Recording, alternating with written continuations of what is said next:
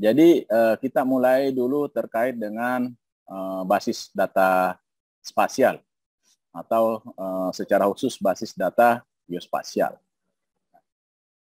Saya akan membahas dulu atau kita akan membahas secara bersama-sama lah. Nanti kan kita bisa diskusi tentang apa itu data. Kenapa kita mulai dari data secara umum supaya kita punya persepsi yang sama tentang data. Kalau kita merujuk kepada apa yang dimukakan oleh John pada tahun 1983, beliau mengatakan bahwa data itu merupakan bahasa atau mathematical dan atau simbol pengganti lain yang telah disepakati secara umum di dalam menggambarkan suatu objek, manusia, peristiwa, aktivitas, konsep, atau objek-objek penting lainnya.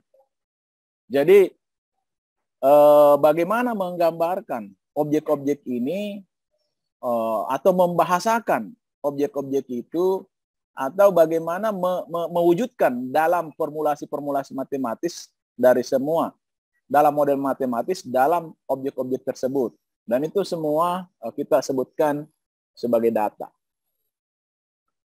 Dan data itu merupakan representasi dari kenyataan apa adanya atau fakta. Jadi fakta di lapangan itulah data.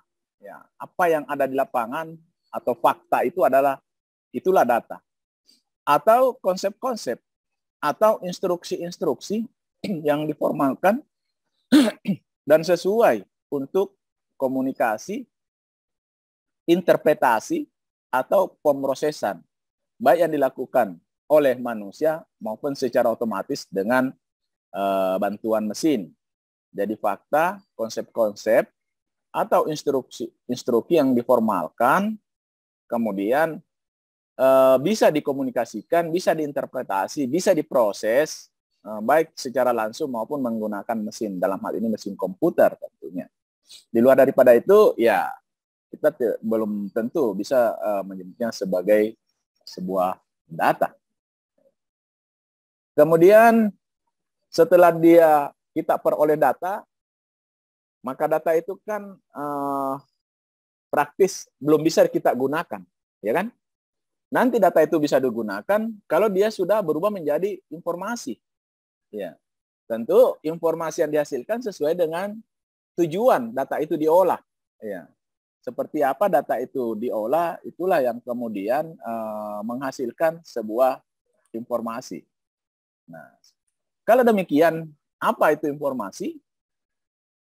Jadi informasi adalah data yang telah ditempatkan pada konteks yang penuh arti oleh penerimanya.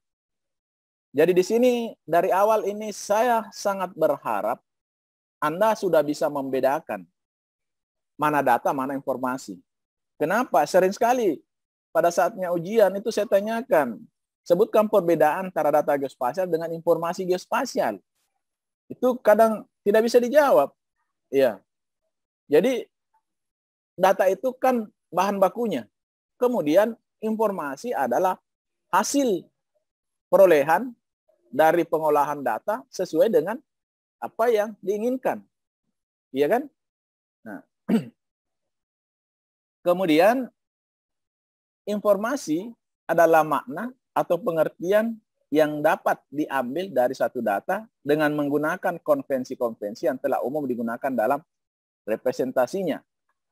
Jadi pertama itu bahwa data itu ditempatkan pada konteks yang penuh arti. Yang kedua, dia menggunakan konvensi-konvensi untuk untuk memberikan informasi yang merupakan representasi dari data itu sendiri. Gitu. Kemudian, nah ini saya ulang kembali gambarnya, tapi dalam konteks yang lain. Bagaimana data menjadi informasi? Jadi ini adalah data, kemudian bagaimana dia berproses menjadi informasi. Nah, minggu lalu juga sudah saya jelaskan ini sedikit. Jadi dia pertama bisa melalui proses capturing. Jadi data itu kemudian ditangkap. Kemudian diverifikasi. ya, diverifikasi, ya, bagaimana kualitas data tersebut, ya kan? Kemudian diklasifikasi. Nah, data yang memiliki bentuk yang acak, tidak berwujud, kemudian itu kita klasifikasi sehingga kita menemukan wujud dari data itu. Kemudian kita mengarrange, kemudian mensortingnya. Ya. Jadi kita mengolahnya, kemudian kita bisa mensortir. Kalau kita mensortir kan kita bisa memilah-milah sebenarnya. Sehingga kita tahu bagaimana karakter data itu. Kemudian kita bisa meringkasnya. Ya, kita meringkas. Kalau butuhkan proses perhitungan, dilakukan perhitungan. Nah, dari semua itu kemudian kita simpan. Setelah simpan, kita bisa munculkan kembali, dan itu kemudian kita bisa mengkomunikasikannya menjadi sebuah informasi. Informasi itu bisa kita produksi untuk di-share ke berbagai pengguna. Jadi ada tahapan-tahapan yang dia lewati sehingga dia bisa berubah menjadi informasi. Tidak serta-merta data itu tiba-tiba jadi informasi, tidak serta-merta. Ya. Oke. Nah, kemudian data SIG. Nah, ini juga masih terkait dengan definisi apa itu data. Tapi dalam hal ini data SIG atau data spasial atau data geospasial. Secara spesifik, data SIG atau data digital SIG itu dinamakan data spasial. Atau kalau kita persempit lagi, data geospasial. Nah, data geospasial ini adalah data yang mempunyai georeferensi. Minggu lalu saya sudah sebutkan, atau rujukan lokasi. Dan rujukan lokasi yang dimaksud dapat berupa sistem baku, ini juga sudah saya sebutkan, koordinat, dan rujukan proyeksi atau sistem lokasi. Atau sistem lokal. Nah, bagaimana dari sebuah objek yang aslinya yang ada di suatu ruang dikonversi menjadi sebuah data digital dalam bentuk data geospasial. Ya. Tentu ada penyederhanaan. Jadi dari objek-objek yang ada di permukaan bumi ini itu kemudian kita gambarkan dalam tiga bentuk gambar ini. Dia bisa dalam bentuk titik, dalam bentuk garis, atau dalam bentuk poligon. Nah, kombinasi dari penggambaran objek-objek ini itu kemudian yang kita sebutkan sebagai informasi. Ya, jadi penggambaran ini kemudian diolah sedemikian rupa sehingga bisa disajikan secara terintegrasi. Itulah yang kemudian kita sebut sebagai informasi. Nah, pada saatnya dia disimpan secara sendiri-sendiri, maka dia dalam bentuk sebuah data. Ya, dia berbentuk data. Data ini kemudian menghasilkan informasi seperti yang kita lihat di sini.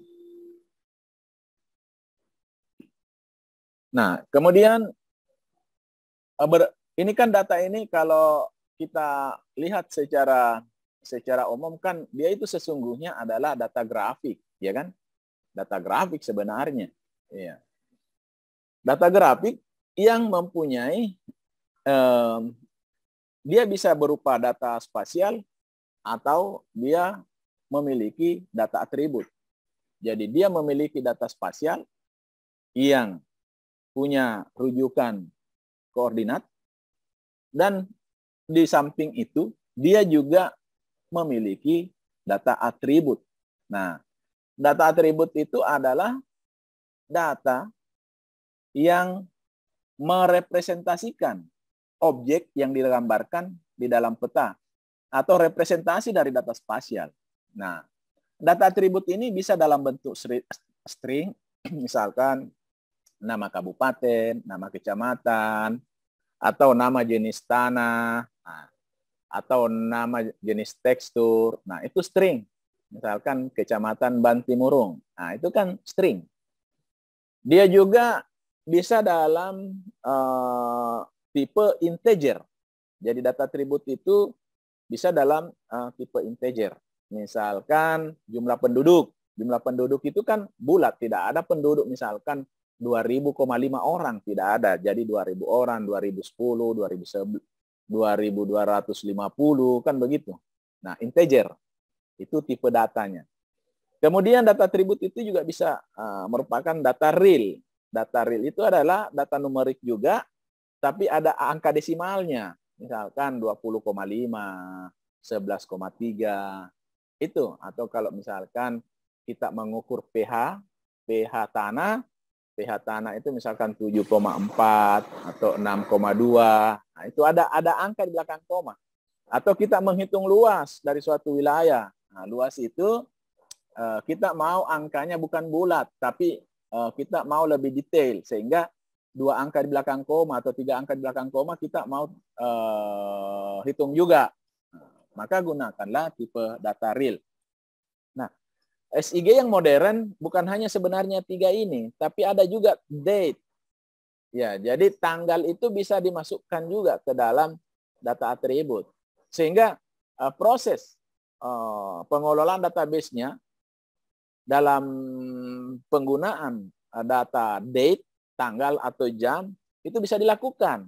Iya, bisa dilakukan. Misalkan kita punya data tanggal berapa, bulan berapa, kemudian kita punya data pada lokasi yang sama, tanggal berapa, tahun berapa, kemudian kita mau tahu berapa sih interval waktu dari kedua data tersebut, maka itu bisa dihitung. Oke. Kemudian berikutnya adalah data spasial itu sendiri. Data spasial itu dari bentuk geometriknya, dia ada 2 dari bentuk geometriknya, yaitu vektor dan raster. Kemudian selain dari bentuk geometrik, data spasial itu harus memiliki topological. Jadi data spasial itu harus ada topologinya. Nah, saya jelaskan itu. Nanti akan ada pertemuan khusus ini tentang membahas dengan topologi data. Kita mulai dulu dari yang geometrik. Geometrik itu, data geometrik terbagi 2. Data vektor dan data raster. Nah, data vektor sendiri itu tadi sudah disebutkan ada yang berbentuk titik, garis, dan poligon. Jadi kalau Anda membuat data spasial berbentuk titik, garis, atau poligon, itu bisa dipastikan Anda bekerja dalam format vektor. Ya. Kalau raster, dia tidak mengenal titik, garis, dan poligon. Tidak. Ya. Dia hanya mengenal grid-grid atau pixel-pixel saja. Ya. Kemudian ini topological.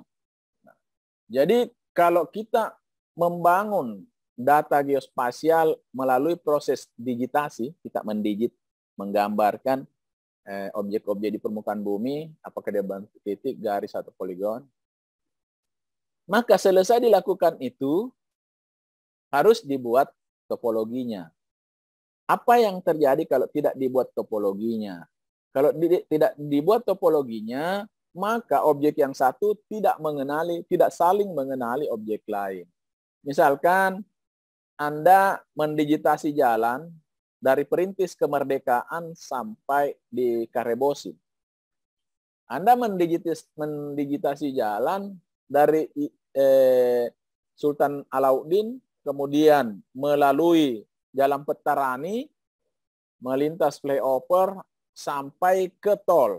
Nah, itu kan ada persilangan jalan antara yang dari Tamalan Rea ke Karebosi dengan dari Jalan Alauddin ke Sultan Alauddin ke tol. Itu ada persimpangan jalan. Nah, itu kan garis karena kita membuat jalan. Kita mendigitasinya dalam bentuk garis. Kedua garis tersebut tidak saling mengenal. Pada saatnya pertama kali dibikin. Dia tidak tahu bahwa dia berpotongan. Tidak tahu. Sehingga kalau kita mau melakukan proses analisis spasial, maka itu tidak bisa dilakukan karena antara unsur yang satu dan unsur yang lainnya tidak saling mengenal. Supaya dia saling mengenal, maka dibangun topologinya. Nah, itu. Jadi dibangun topologinya.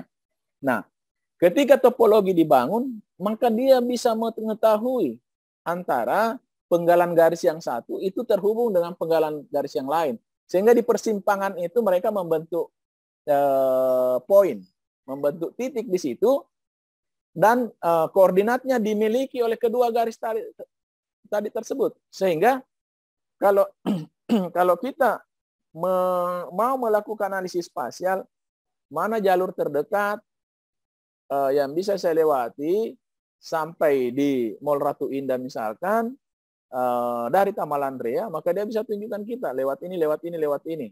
Nah, akhirnya diperoleh jalur terdekat karena sudah dibangun topologinya. Nah, kalau sudah dibangun topologinya, objek itu juga mengenali apa yang ada di tetangganya.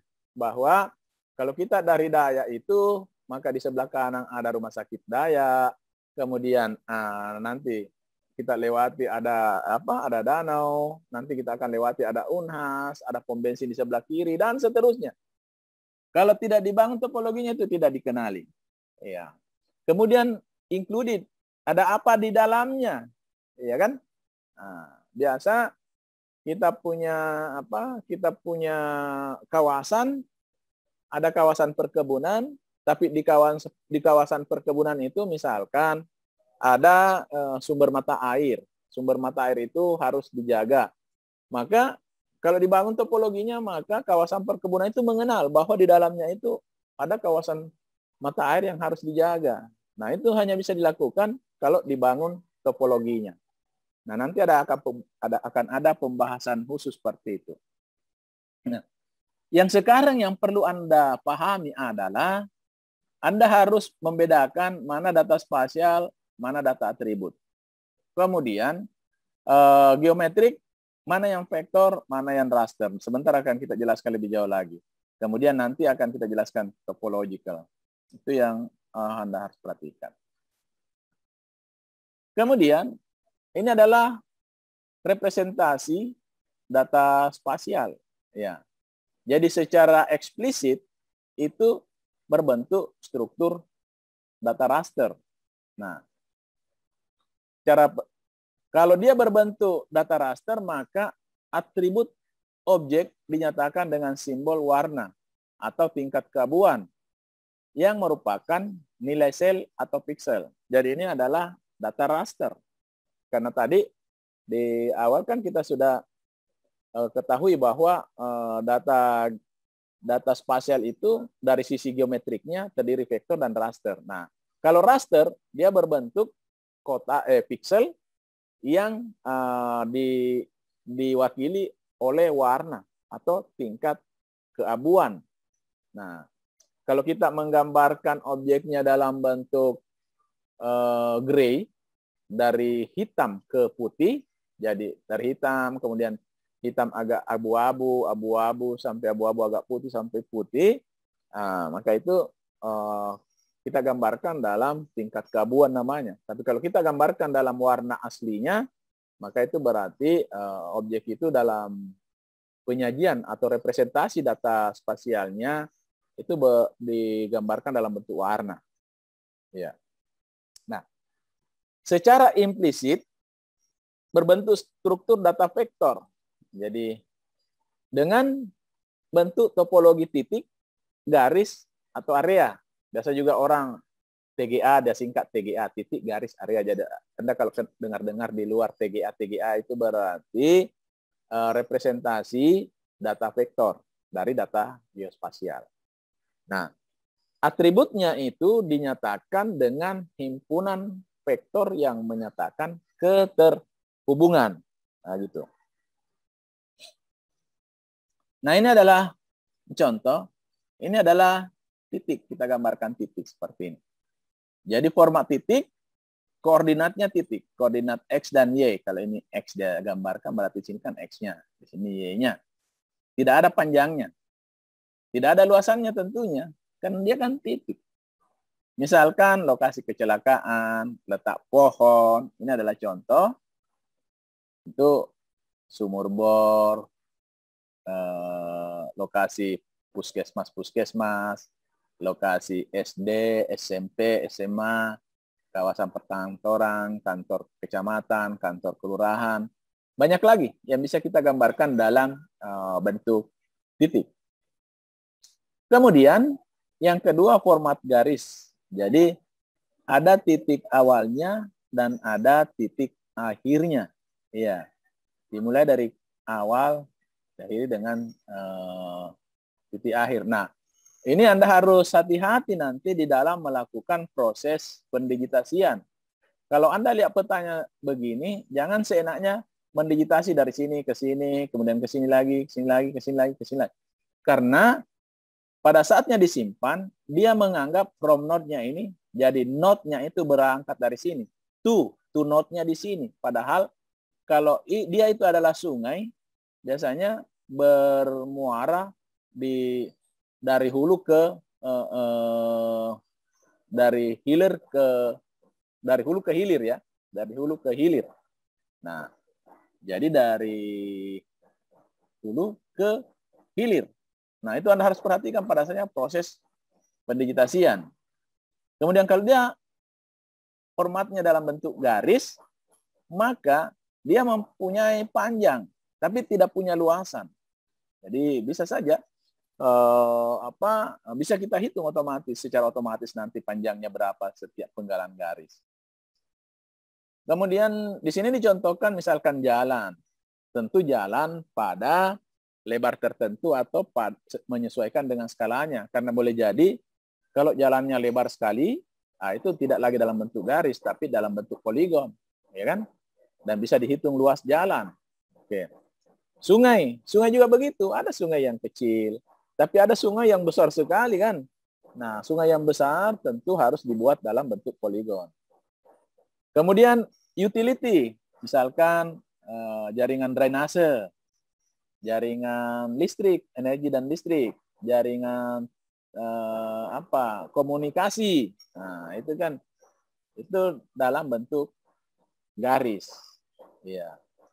Kemudian yang ketiga, representasi dalam bentuk poligon. Jadi format poligon. Nah, kalau dia format poligon, itu area dengan koordinat awal dan akhir harus ketemu. Jadi koordinat awal dan koordinat akhir itu harus ketemu. Itu cirinya kalau dia poligon. Jadi A1 ini harus sama dengan AN ini. Kalau dia poligon. Contohnya tanah persil, bangunan, tutupan lahan, kawasan hutan, dan banyak lagi yang bisa dicontohkan kalau dia berbentuk poligon. Nah, selain daripada ketiga bentuknya, ada bentuk lain, yaitu bentuk permukaan atau dalam bentuk 3 dimensi, ya kan? Nah, kalau dia berbentuk 3 dimensi seperti ini, maka format permukaan itu dalam bentuk koordinat vertikal atau ketinggian. Kemudian area dengan ketinggian. Contoh peta slope atau kemiringan lereng. Contoh lagi bangunan bertingkat. Nah, itu kalau dia berbentuk format permukaan. Hanya saja pada umumnya ini bukan dalam bentuk vektor, tapi dia berbentuk raster. Ini adalah representasi SIG dengan simbol titik. Jadi tadi ibu kota kecamatan itu bisa kita gambarkan dalam bentuk titik. Kemudian daerah rawan kemacetan, ya misalkan di persimpangan jalan, rawan kecelakaan, kondisi jalan buruk, rawan banjir, rawan longsor, meskipun ini harus lokasi-lokasi ya, bukan. Kemudian pom bensin, kemudian bengkel. Saya kira ini yang dua ini tidak masukin. Ini adalah poligon ini. Ini ada sedikit salah. Kemudian simbolnya bentuk titik. Bisa data kualitatif jadi simbol titik, data kualitatif. Misalkan kota, simbolnya bulat. Gunung, simbolnya segitiga. Jadi simbol titiknya itu dalam bentuk simbol kualitatif. Nah, sekarang di aplikasi ArcGIS itu banyak sekali simbol-simbol yang sifatnya kualitatif. Kemudian ada simbol titik data kuantitatif. Misalkan populasi kota. Nah, populasi kota itu digambarkan besar kecilnya titik pada suatu wilayah. Jadi, kemudian tinggi gunung. Nah, tentu digambarkan berdasarkan tingginya. Jadi kalau kita simbolkan dalam bentuk segitiga, maka semakin tinggi gunungnya, semakin besar segitiganya. Itu yang dimaksud dengan simbol titik data kuantitatif. Ini adalah representasi simbol titik. Jadi misalkan kita punya titik di sini. Ada titik di sini, yang kedua. Ini adalah titik yang ketiga, dan ini adalah titik keempat. Nah, titik-titik ini itu tersimpan seperti ini. Apa yang disimpan? Koordinatnya. Jadi, ada ID-nya. Jadi, setiap gambaran objek itu memiliki ID. Ini adalah ID-nya atau point number-nya. Nomor 1 itu ternyata berada pada koordinat 2,2. Poin yang kedua 3,6, jadi ini 3, X-nya, Y-nya 6. Kemudian poin yang ketiga 5,5, jadi X-nya 5, Y-nya 5. Kemudian poin yang keempat X-nya 6, Y-nya 3. Nah, gitu kira-kira. Kemudian yang membentuk garis. Nah, seperti juga dengan titik tadi, simbol garis data kualitatif itu antara lain, ambil contoh jalan. Jalan itu digambarkan dengan garis yang berwarna merah. Kemudian sungai, garis berwarna biru. Ini, tidak ada sungai di sini. Kemudian batas negara, biasa garis warna hitam. Sesuai dengan bentuk nyata atau hayal. Pola atau karakteristik dari unsur yang diwakilinya. Nah, simbol-simbol ini sebenarnya sudah diatur dalam Peraturan Pemerintah Nomor 8 Tahun 2013. Jadi nanti Anda harus merujuk ke sana. Bagaimana memberi warna dan menggunakan simbol-simbol baik titik, garis maupun poligon berdasarkan aturan yang ada. Jadi itu diatur, itu bukan sembarangan pakai. Kemudian secara kuantitatif merupakan gambar unsur garis yang dapat menunjukkan unsur besaran secara sebanding. Contoh misalkan jalan tol, garis tebal, jalan kampung, garis tipis. Kemudian menghubungkan titik tempat yang punya kuantitas atau nilai sama. Contoh garis kontur. Jadi garis kontur yang ketinggiannya 5 meter, ya itu digambarkan saling bersambungan kan. Jadi menghubungkan atau tempat-tempat dengan tekanan udara yang sama. Atau dengan tanda arah panah, menghubungkan arah gerakan, contoh arah angin atau arah perpindahan penduduk. Atau arah arus sungai. Nah, itu juga bisa kita gunakan dalam bentuk garis.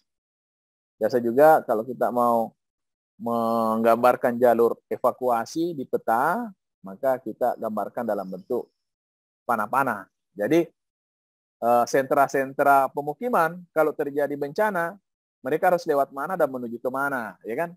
Nah, itu digambarkan di dalam peta dan ada panah-panahnya supaya ketahuan mereka menuju ke mana. Nah, gitu. Ini adalah contoh bagaimana dua buah garis itu disimpan di dalam memori komputer. Jadi ini garis satu. Garis satu itu ada berapa titik? 1, 2, 3, 4. Jadi ada 1, 2, 3, 4. Titik 1 itu berada pada koordinat 1,5. Jadi X-nya 1, Y-nya 5. Titik kedua 3,6. Nah, kemudian titik 1 ini dihubungkan dengan sebuah garis ke titik 2. Dari titik 2 yang 3,6 itu kemudian dihubungkan oleh sebuah garis ke titik 6,5.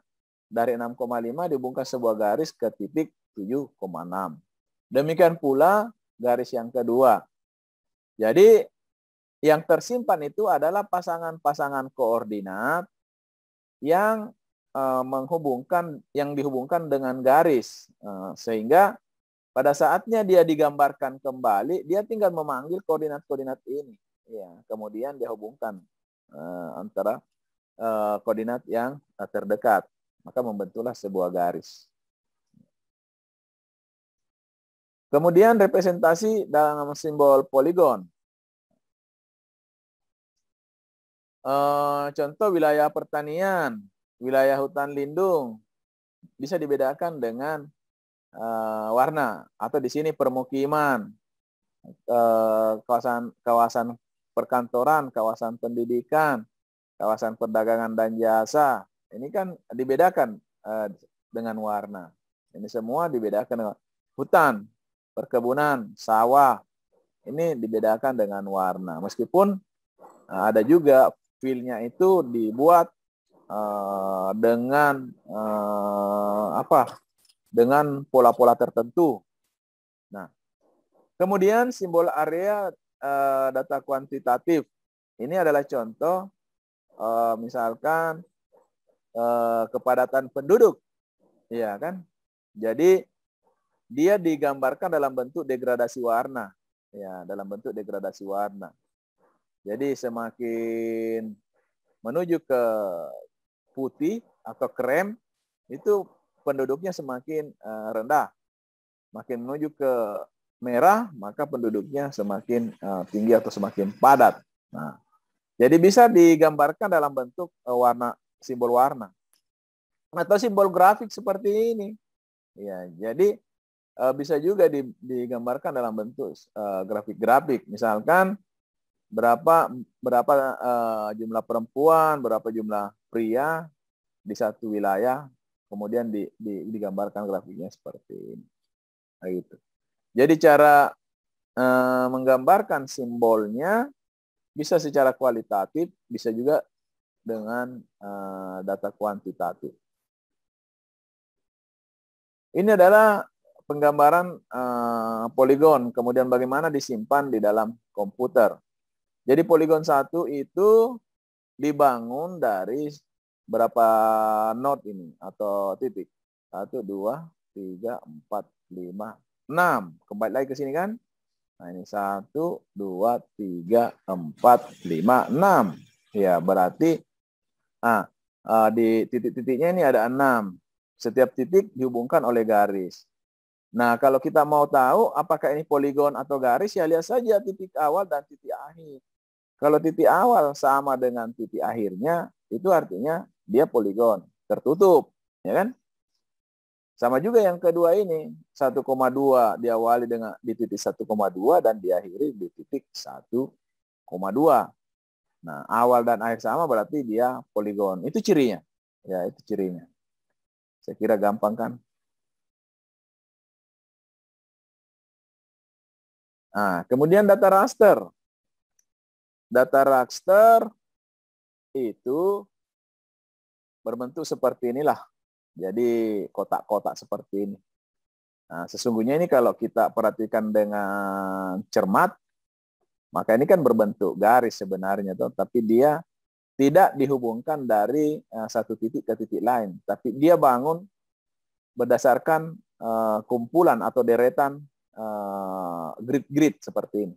Deretan grid-grid. Ini yang kemudian membentuk gambaran objek. Ya. Kemudian bagaimana bagaimana disimpan datanya, bisa seperti ini. Jadi satu objek digambarkan oleh satu atau sekumpulan piksel, yaitu elemen terkecil berupa segi 4 teratur dengan ukuran tertentu. Nah, ukuran piksel ini menggambarkan tingkat resolusi dari sistem ini. Makin kecil ukuran piksel, makin baik penggambaran objek dalam bentuk digital. Kalau kita punya data raster, kemudian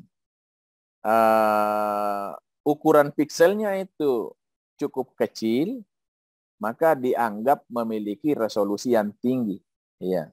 Jadi 1 meter ukuran pikselnya dengan 30 meter, maka yang 1 meter itu memiliki resolusi yang tinggi. Dan yang 30 meter itu dianggap memiliki resolusi menengah. Kemudian yang 1 kilometer dianggap memiliki resolusi rendah. Ya, seperti itu. Kemudian yang setengah meter dianggap memiliki resolusi sangat tinggi. Kemudian informasi tentang objek itu sendiri dinyatakan oleh harga piksel. Jadi setiap titik-titik ini atau piksel-piksel ini kita sebut piksel, itu kan memiliki nilai atau digital number. Ya, di sini disebut DIN, digital integer number. Ya, jadi dia memiliki digital number. Memiliki nilai. Berapa nilainya? Ya, tergantung dari objek yang dipotret. Berkisar antara 0 sampai 255. Kenapa dari 0 sampai 255? Karena pada umumnya sensor yang ada di satelit itu bekerja pada jalur data 8 bit. Nah, 2/8 itu kan 266. Ya, jadi dia punya nilai dari 0 sampai 255. Ini adalah contoh kembali format data raster. Ya. Jadi ini adalah sungai, kemudian ini diambil kotaknya, maka diperoleh berapa nilai piksel pada wilayah ini. Jadi ini semua adalah kumpulan piksel-piksel yang menggambarkan objek yang ada di sini. Kan?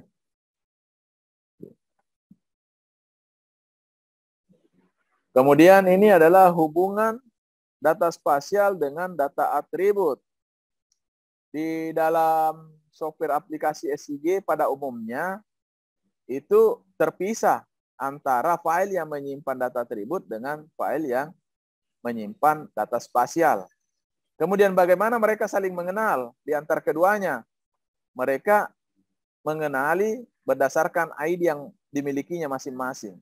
Jadi data spasial punya ID pada setiap pixel, pada setiap poligon-poligonnya, kalau dia poligon. Ini adalah poligon 5, ini poligon ke-6. Anggaplah ini parsil tanah. Maka poligon 5 ini di dalam database-nya ID-nya 5. Ya, data atributnya ID-nya 5. Kemudian data atribut itu bisa ditambahkan berbagai lagi data atribut yang lain. Ya, jadi kolom ini bisa ditambahkan, kolom ini bisa ditambahkan, kolom ini bisa ditambahkan, atau dan seterusnya.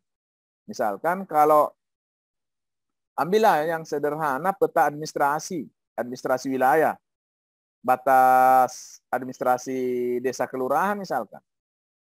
Nah, selain data spasial dengan ID-nya, maka dia kan punya nama desa, nama kelurahan. Selain nama desa, nama kelurahan, dia punya luas. Selain luasnya, dia punya jumlah penduduk. Selain dia punya jumlah penduduk, mungkin ada data atribut lain. Misalkan berapa produksi padi di wilayah itu. Dari sisi perkebunannya, dari sisi peternakannya. Jadi ada banyak kolom-kolom yang bisa dibentuk di belakang sini. Nah ini kalau Anda buka datanya nanti, maka ID ini tidak bisa dihapus. Kalau Anda paksakan hapus, itu tidak akan terhapus. Karena dia melekat dengan ID yang ada di data spasial. Nah, yang ditampilkan di peta kan ini sebenarnya. Yang data spasial. Nanti kita klik ini, baru dia panggil data-data yang ada di dalamnya sini. Walaupun tentu aplikasi SIG punya fasilitas untuk menampilkan data atributnya secara keseluruhan. Kemudian ini adalah hubungan data spasial dengan data atribut kurang lebih sama dengan tadi. Ada ID-nya. ID ini sama dengan ID yang dimiliki oleh poligon ini. ID ini sesuai dengan dimiliki oleh poligon ini dan seterusnya. Sehingga bisa dikenali ini kecamatan apa, luasnya berapa, Ini kalau jalan, ini jalan apa, panjangnya berapa, ya kan? Kalau ini sungai, nama sungainya apa, panjangnya berapa.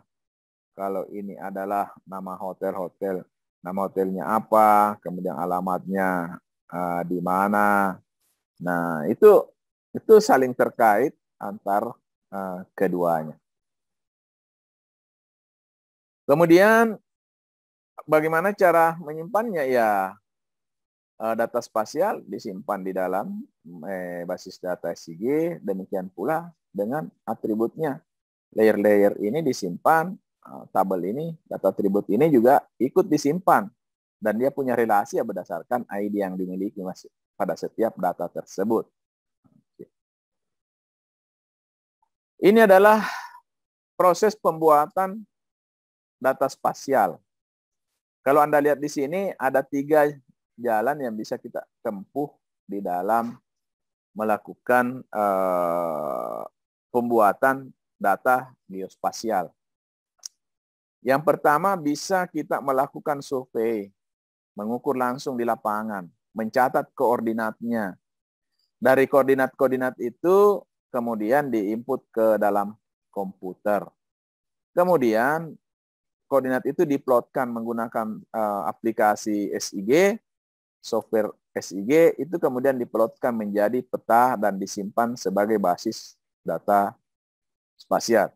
Tentu setelah mengalami perbaikan proses editing untuk mengoreksi jika sekiranya ada error.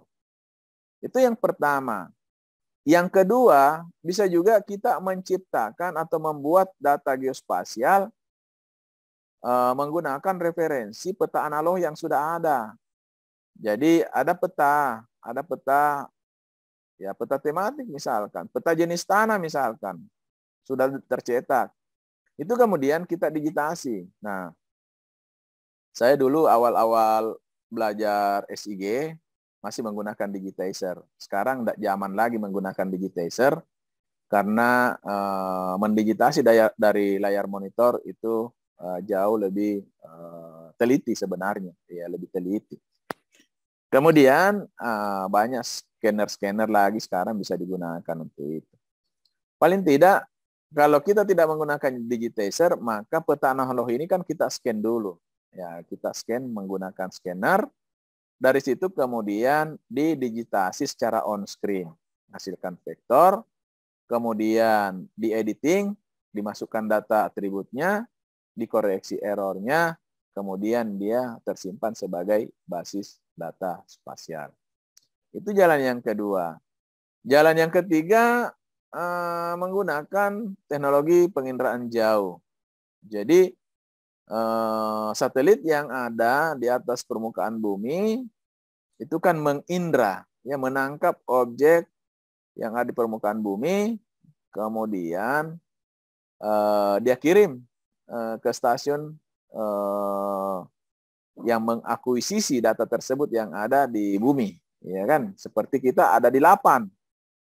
Nah, data yang dikirim ke Lapan itu kemudian disimpan dalam media komputer dalam bentuk raster, itu yang kemudian kita olah. Kita olah bisa saja masih dalam bentuk raster atau kita memvektorisasi sehingga tersimpan sebagai basis data. Ya, saya kira begitu cara dalam proses pembuatan data spasial. Nah, sekarang ada yang mau bertanya, silakan. Sebelum saya lanjut. Saya, Pak. Ya. Baik, Pak. Terima kasih. Perkenalkan, nama saya Gary Jimiawan, Pak.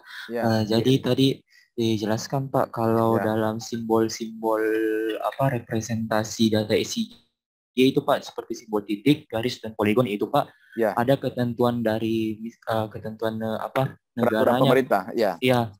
Pertanyaan saya itu, Pak, apakah di setiap negara ada peraturan sendiri-sendiri atau ada ketentuan internasional, Pak? Terima kasih. Ya, masing-masing negara punya standarnya sendiri-sendiri. Kalau di Indonesia itu kita menggunakan peraturan pemerintah nomor 18 tahun 2013, ya. Meskipun disebut PP nomor 8 tahun 2013, tapi dari waktu ke waktu itu juga mengalami pembaharuan, dan itu dibuat oleh Badan Informasi Geospasial.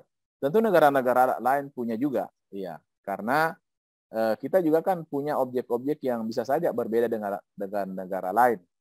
Nah, tentu untuk objek yang sama boleh jadi sama. Misalkan begini, pelabuhan, maka di semua peta-peta itu saya lihat, baik peta internasional maupun peta nasional, itu pelabuhan menggunakan simbol jangkar.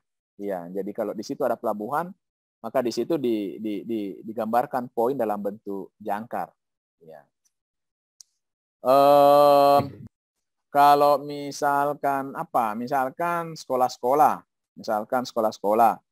Nah, saya lihat itu agak berbeda. Ya, jadi kalau di kita itu ada simbolnya sendiri, di ARGIS itu ada simbolnya sendiri, berbeda dengan apa yang ada di ARGIS. Ya.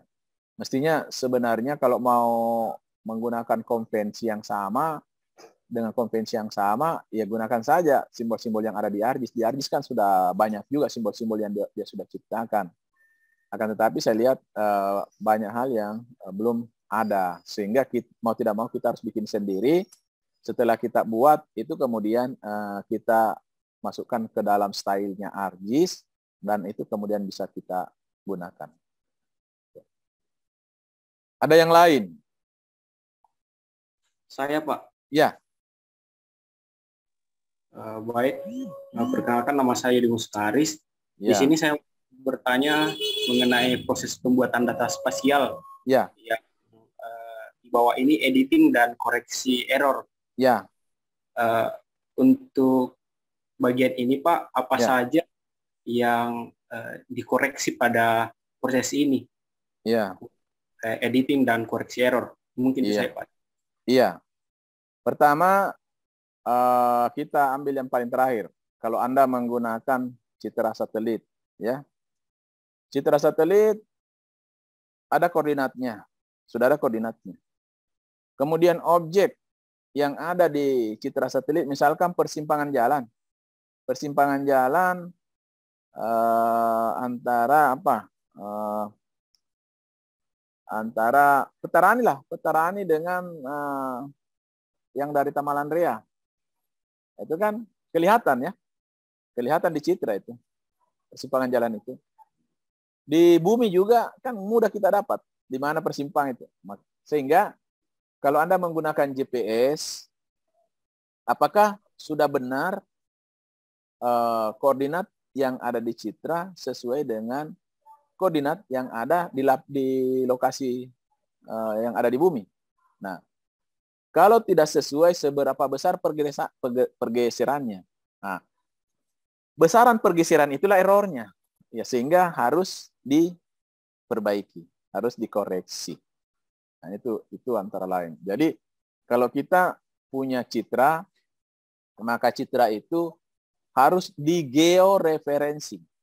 Nah, nanti Anda akan belajar itu bagaimana itu georeferensi. Harus digeoreferensi citra itu. Artinya, setiap titik yang ada di citra itu ditempatkan pada koordinat bumi yang sebenarnya. Pada saat dia di georeferensi, keluar RMS error. Berapa RMS errornya? Kalau RMS errornya tidak sesuai dengan standar, melebihi dari standar, maka itu harus dikoreksi. Nah, seberapa besar standarnya? BIG mengeluarkan aturan seberapa besar standarnya. Nanti Anda belajar dari channel saya. Di situ ada aturannya bagaimana BIG menyetujui atau meloloskan hasil koreksi yang kita lakukan. Ya. Makanya peserta kuliah ini, ya nonton-nontonlah channel saya, syukur-syukur kalau di-subscribe, ya. Kemudian di situ errornya. Kalau misalkan lebih kecil dari yang ini dipersyaratkan, ya lolos kan, tidak apa-apa. Oke. Itu yang pertama. Yang kedua, perlu proses editing. Kalau Anda mendigitasi, ya kan, sering sekali kita mendigitasi poligon. Pada kenyataannya poligon itu tidak tertutup, sehingga waktu mau diberikan atribut, dia tidak kenali sebagai sebuah poligon. Iya. Dia tidak kenali sebuah poligon. Dia hanya kenali sebagai garis karena pada saat proses pendigitasian cara mendigitasi kita tidak cermat. Nah, karena dia anggap sebagai garis, bukan sebagai poligon, maka kita harus edit. Nah, kita harus mempertemukan ujung-ujungnya, sehingga ujungnya tertutup dan dia kenali sebagai poligon. Atau jangan sampai ada bolong di tempat lain. Ya, misalkan Anda mendigitasi poligon, karena terlalu luas poligonnya, misalkan batas kabupaten, Anda capek, berhenti dulu, pergi makan dulu, istirahat dulu. Tidak lama setelah itu, Anda kembali mendigitasi. Startingnya salah. Sebentar ya. Ya, sorry. Ini awal-awal perkuliahan banyak ini S2 dan S3 juga harus diatur. Ya, saya lupa tadi. Di mana tadi ya? Oh ya, editing dan koreksi error. Ya, editing. Jadi tadi saya sudah cerita. Tolong yang ini di unmute dulu ya, yang lain. Jadi tadi saya sudah jelaskan bahwa pada saat proses pendigitasian itu boleh saja kita melakukan kesalahan sehingga harus diedit. Kalau garisnya kurang maka harus ditarik, atau kalau garisnya berlebihan. Kalau garis berlebihan sih tidak ada masalah karena pada saatnya proses pembuatan poligon dia otomatis potong. Jadi otomatis dipotong sehingga errornya hilang. Tapi kalau dia tidak nyambung ya itu harus disambungkan. Ya. Baru dibuat data poligonnya. Itu. Yang ketiga adalah proses editing data atribut.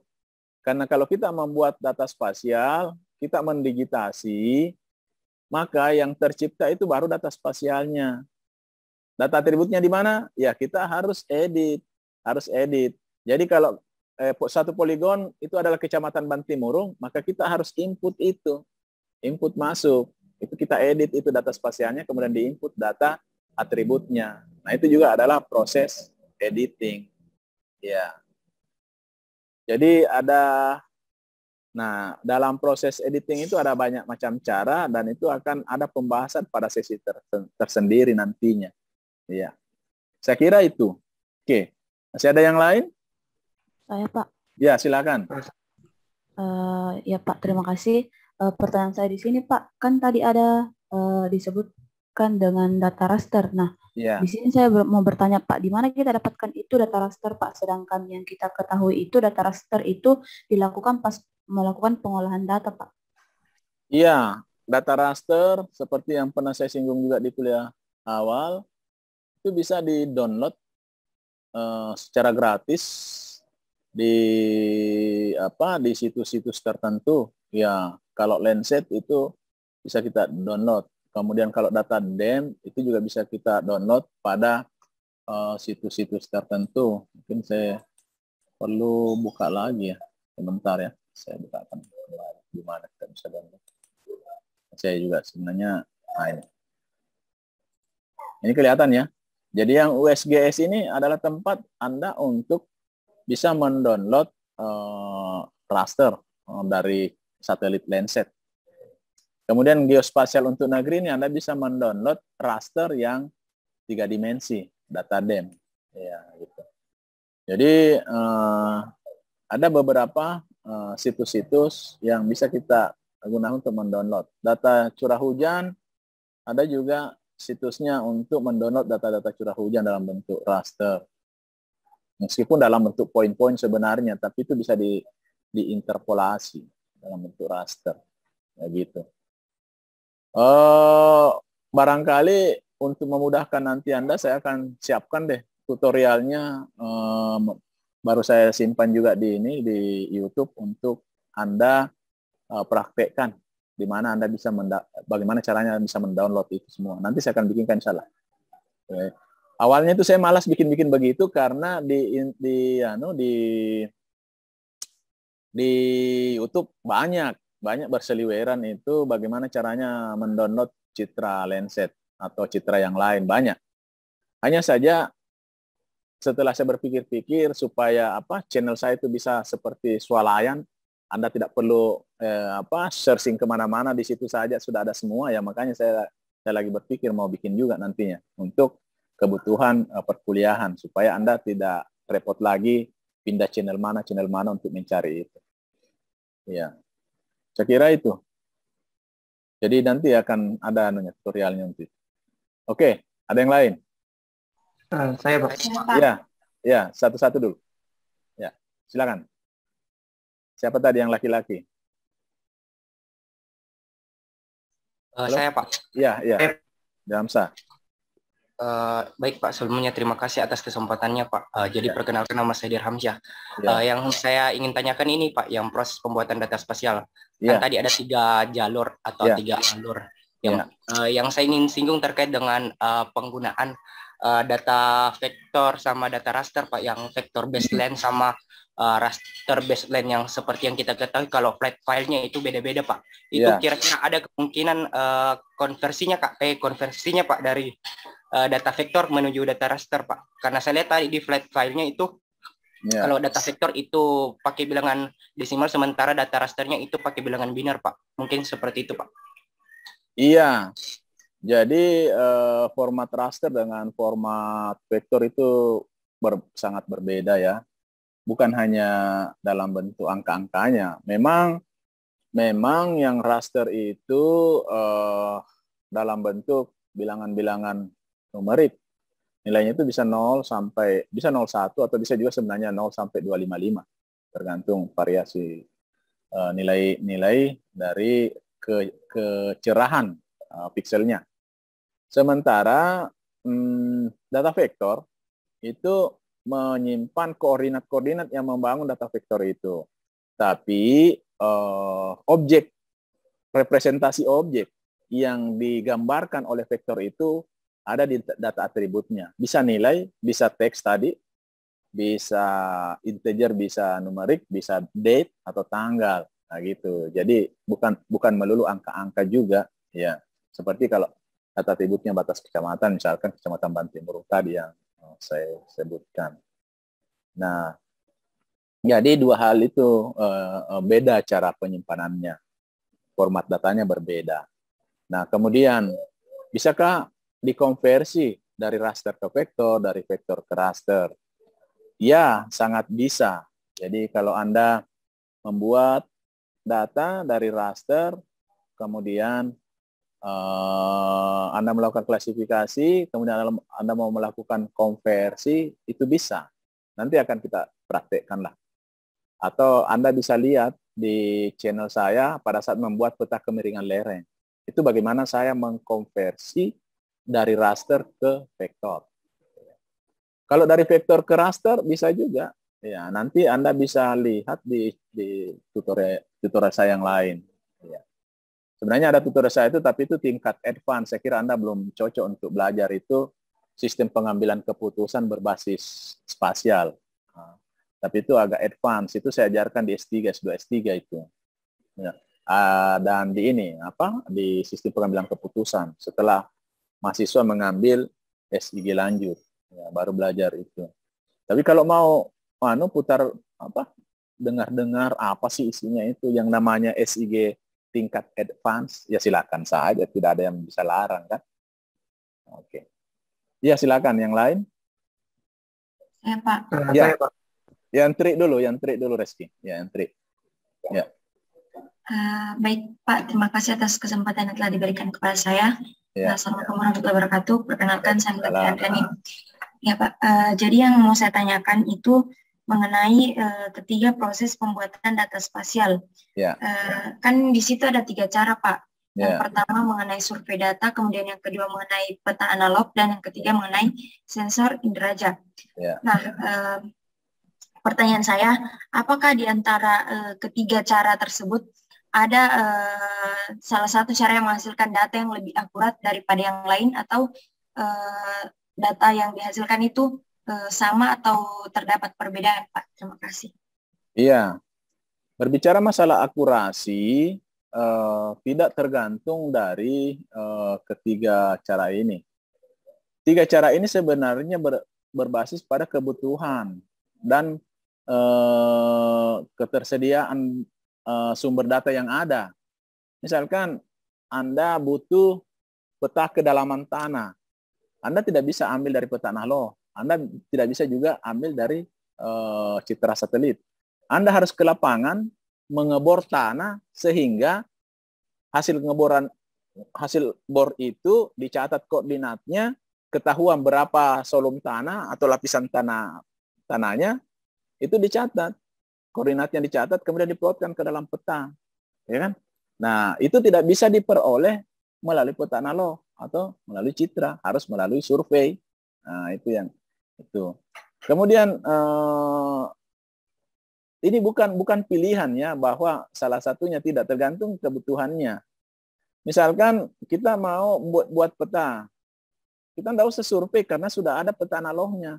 Ya, kalau sudah ada peta Nahlo-nya, itu saja yang kita bikin, kita digitasi.